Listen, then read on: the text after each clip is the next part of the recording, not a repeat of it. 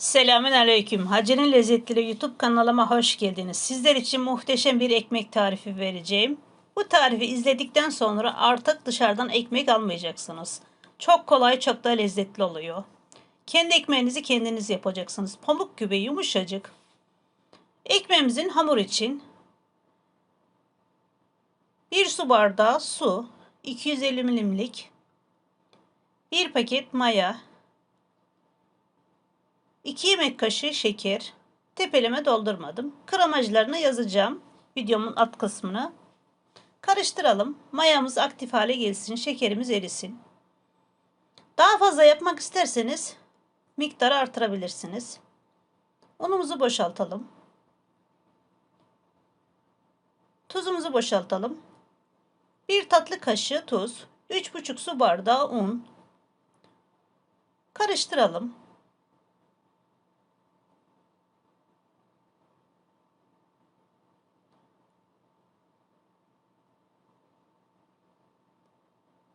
Hamurumuzu karıştırdık. Şimdi de elimizle yoğuralım.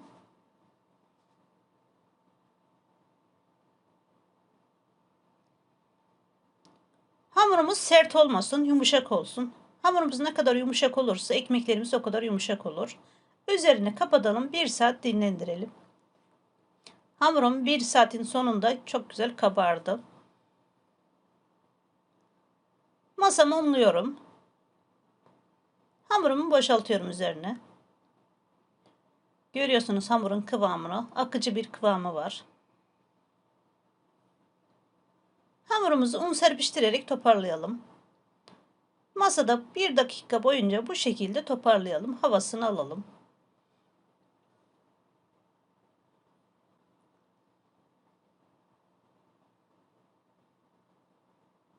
4 beziye ayırdım.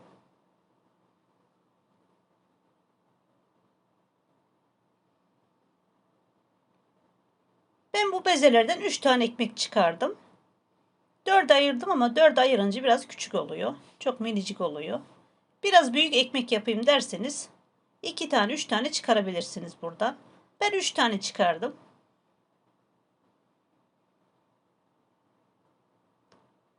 Masamızı unlayarak hamurumuzu açalım. Merdane oklava kullanmıyoruz. Elimizi unlayarak açalım. Fazla açmaya gerek yok. Çay tabağı büyüklüğünce olsa yeterli.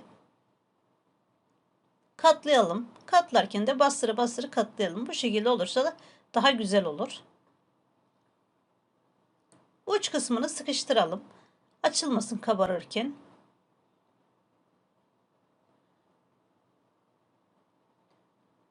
Uç kısmına bastıraraktan rulo haline getirelim.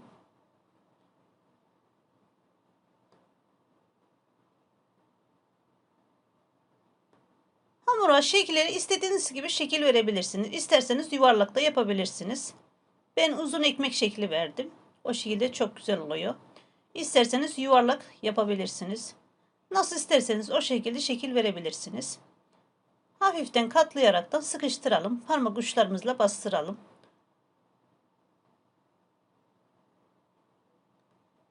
Tepsimize alalım.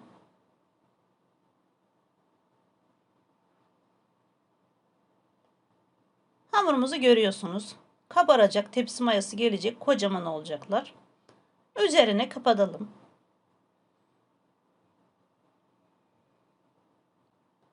Görüyorsunuz kocaman oldular, kabardılar. Fosur fosur kabardı. Keskin bir bıçak yardımıyla şerit çizelim. Bu şekilde şekil verelim. Daha güzel kabarır. Bıçağımız keskin olsun. Çizik atarken havasını indirmeyelim.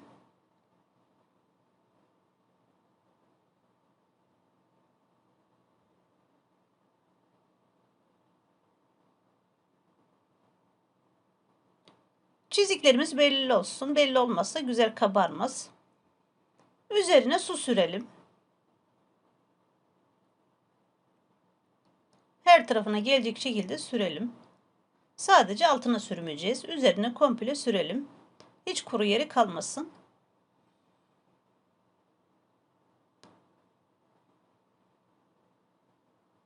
Bol bol sürelim.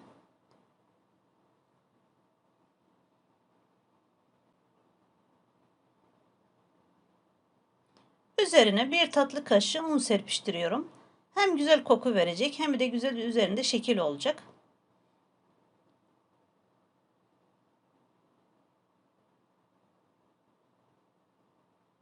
Bu şekilde ekmeğin üzerine un serpiştirirseniz mis gibi kokuları geliyor. Fırından ekmek kokuları geldiği zaman bu şekilde un serpiştiriyorlar. Görüyorsunuz nar gibi kızardı. 220 derece fırında 20-25 dakikada pişti. Pişerken kontrol edin. Bir anda yanmasın.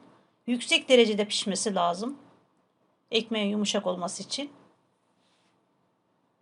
Görüyorsunuz pamuk gibi.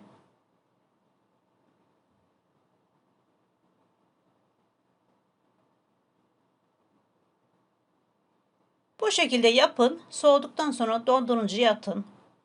Fazla fazla yapın. Bakkala, markete, fırına gitmeye gerek yok sürekli. Kendi ekmeğinizi kendiniz yapın.